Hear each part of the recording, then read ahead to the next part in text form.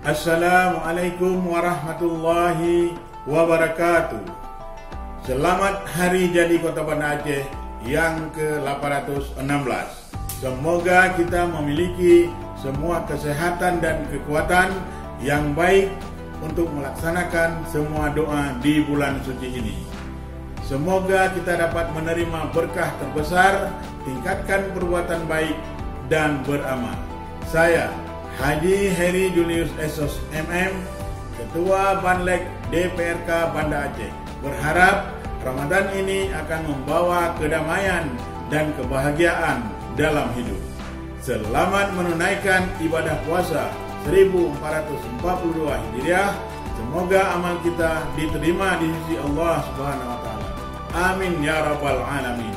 Wassalamualaikum warahmatullahi wabarakatuh.